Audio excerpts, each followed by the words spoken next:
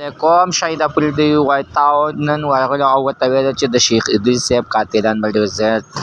زر به ګرفتار کړي شي. شیخ ادریس صاحب چې دی نو دا د ټولو دنیا یو د دین تاج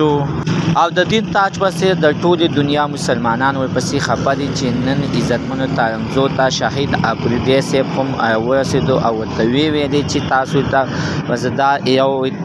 دا یو درخواست درکم چې زر ته زره به دغه قاتلان هم ګرفتار کړي شي، ځکه عزتمنو چې په دې کې د صوبې وزیر اعلی سخیر افریدي هم ډېره زیاته سخته منډه ووهله او ورته وویلې چې زر ته زره به زه دې قاتلانو ته لاس واچوم او تاسو له به لاس په لاس باندې درکوم، ځکه چې دا زموږ یو عالم دین نه دی چې قتل کېږي.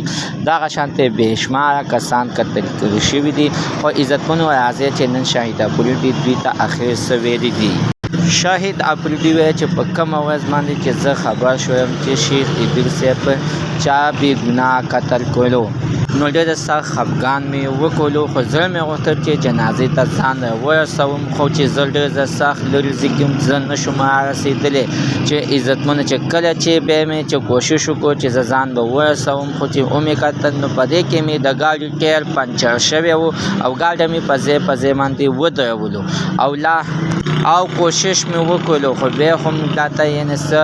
میلاو نه شول. ما یې زه صحیح ده نن عزتمنو د شیخ ادریس صاحب څلورمه ورځ ده چې نن دغه شانتې شهید افریدي صاحب ورته ځان ورسولو او د تعزیت دپاره او د دواګانو دپاره د هغوی کورنۍ سره او د هغوی ورونو سره او د هغوی زامنو سره عزتمنو ملاقات وکړلو او هغوی ته یې ډاډګینونه ورکړله، ورته ویې ویل چې دا روانه لار ده، څوک مخکې څوک وروسته، خو چې په ده باندې چې دا کلم ده سره چې دا کلم ظلم زیاتی وشولو نو دا ورسره بیخي نه و پکار. عزتمنو موږ تاسو ته هم پکار دی چې هغه ته دواګانې وکړو، په دواګانو کې یاد وساتو، ځکه عزتمنو چې یو جنتي سړی و چې څوک ورسره په دواګانو کې شریک شي نو هغه هم د ده د مخه الله پاک بخي. خو عزتمنو خپله هم ورپسې ډېر سخت خفه یو او الله پاک دې دغه قاتلان نوس نابود کړي چې دا یې ایښتی دی او بې ګناه یې وژلی دی. ثم امین.